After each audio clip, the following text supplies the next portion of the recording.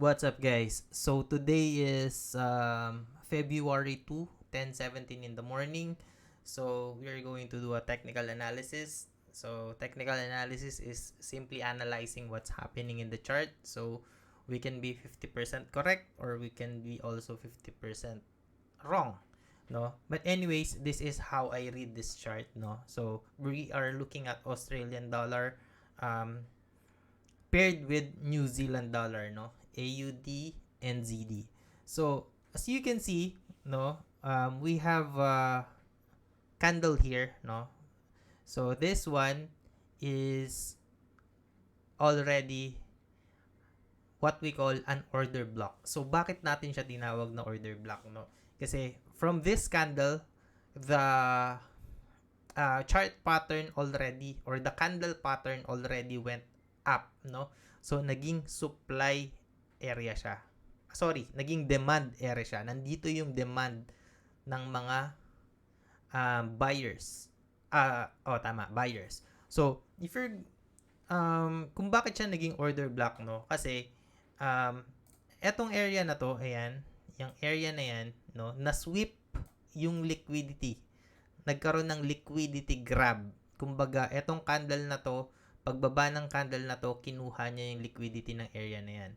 And if we're going to look sa dulo ng candle na yan, no? Ayan. So, kinain niya din yung liquidity. Kailangan pantayin natin. Ayan.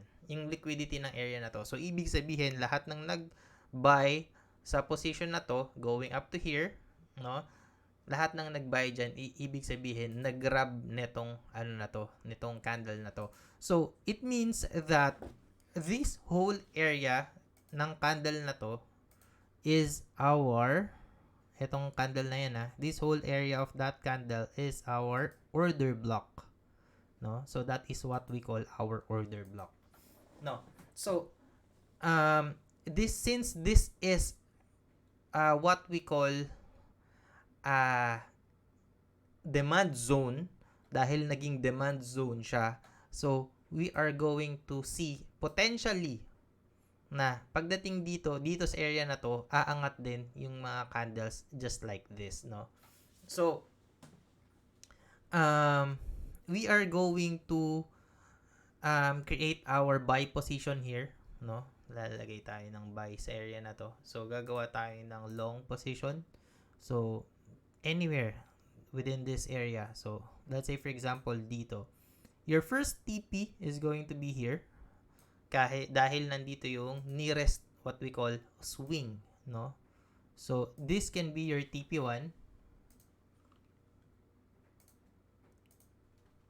So, it means that once na-tap yung area na to, so you can click yung take profit, no?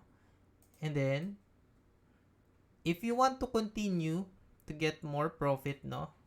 Once matap yung area na to, this can be your TP2,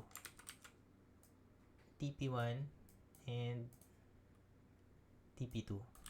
Ngayon, so meron tayong take profit area na dalawa. It's either take your profit here or take your profit here.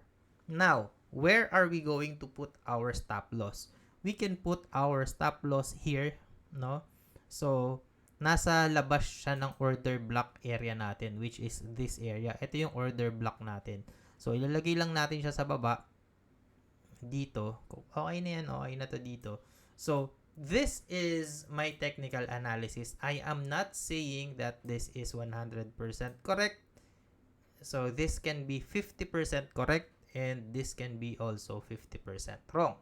So, what's going to happen if you will take your profit dito sa TP1, no? So, for example, you are going to entry or you are going to risk $20. Magkano ba yung $20? 20 times 56, 1,120 pesos. By the time that your TP hits, or by the time that you hit this area, you will be able to get 1.44. So, 20 times 1.44. So, you will be able to get $28.88 dito sa area na to. So, lagyan natin yung entry natin. Tapos, dito is, magkano yung ano natin? 28.88. So, 28.88. Ayan. And then, if ever naman na umabot dito sa TP2 natin,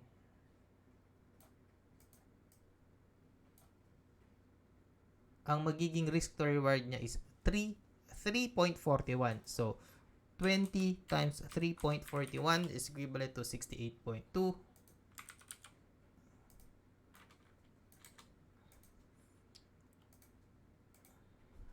68.2. Ayan. Ayan. And if ever naman na ma-hit yung stop loss natin, what's going to happen is we will have a negative. Ayan. So, talo tayo ng $20 kapag na-hit yung stop loss natin. So, normally, what traders do is they set their TP to 1:2. So, ang 1:2 is nandito sa area na to. Ayan. Etong area na to is ang 1:2. So, 1:2, of course, you know na yan, 1:2. 1:2. So, $20 turned to $40. 40 lang, hindi 400 na yan. So, nasa inyo na yan. So, pwede natin baguhin kung gusto nyo. Baguhin natin yan. Gawin natin yung TP1. Ito, gawin natin TP2. Ito yung TP2. And this is your TP3. So, nasa inyo na yan kung ano yung gusto nyong take profit na area. TP1, TP2, and TP3. So, lagyan natin ng line.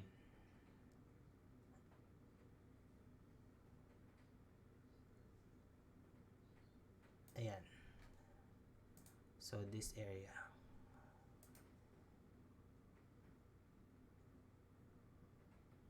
Ayan.